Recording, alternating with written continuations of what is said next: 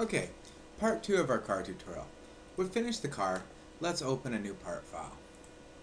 So new, standard IPT again. Okay, there we go. This is going to be for our wheels. So I'm going to go create 2D sketch. And we'll sketch on that surface. Here we go. And we're going to make a wheel. Like so. Now the wheels in our last tutorial, or part 1, measured a 0.820 of an inch. So we need to make this wheel small enough to fit inside that space. So let's go general dimension, click on the wheel, and let's make it 0.8. And we know we've got a little bit of space all the way around. Check. And we can finish the sketch. Now, we'll extrude this sketch so we can have a solid wheel. So extrude, should auto select. We were 0.5 distance coming out when we did the first extrusion. We want the tire to sit a little bit outside of the car for some style. So let's go 0.55, just a hair larger than the actual wheel. I click the check mark, and there we go, there's our wheel. Now, let's go create 2D sketch back on here, and we can add some features. So let's say we wanted to make a mag. We could very quickly here. Endpoint. You can see that I didn't get it there, so I hit escape and just make sure that that for some reason doesn't want. There we go. Now it's joined. And we'll do the same on this end. Just make sure there. Join it. Maybe we can trim this. We'll trim. There we go. So we've got our little moon shape on there. We can go finish sketch. And we're going to go extrude. Click on that shape. We want to cut it. And let's just go in 0.2, just a little bit. We're just adding a bit of a feature here. So we go OK. Now let's make this into a design so we can use circular pattern. Just click on it. Rotation axis around the outside. We go 6. Let's see what 7 looks like. 7 looks neat. 8. There we go. For now we'll go 8. And there's our basic wheel design. There's nothing too special.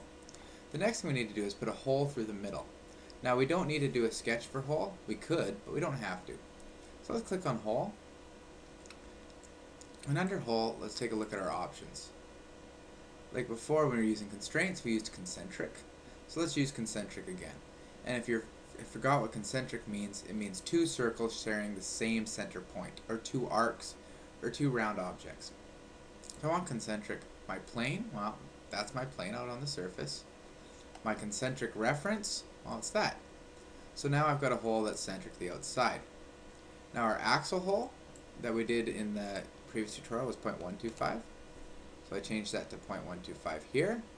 It's preset to through all, and I can click OK.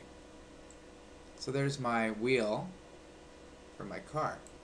If I wanted, I could come up and I could change the color. So let's say, let's see what options we have. Oops. Let's try that again. See what options we have. So let's say, I'm not too concerned here, but there we go, rubber black. So now it's a rubber wheel. Let's save this wheel. So let's go save.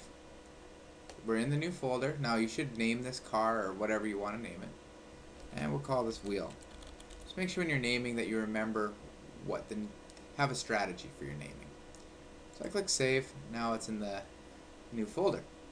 The next part we need to do is an axle. So let's go new again. New standard part. And this part's quite simple. We're going to go create 2D sketch on this plane. And draw another circle. And remember the circle that we did in the car and the wheel was 0.125. So let's just go here, make this 0.125 and check mark. Finish sketch. And we'll extrude this. Now the car was 3 inches wide, so let's just set this to 3 and OK. And we're left with this axle. We can change the color of the axle just to make it a little more visually pleasing.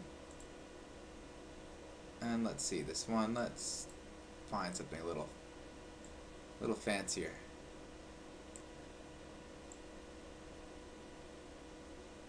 There we go, orange. Okay, we save the part, and this is the axle. And again, in the new folder. Click save. That's done. That's the end of part 2.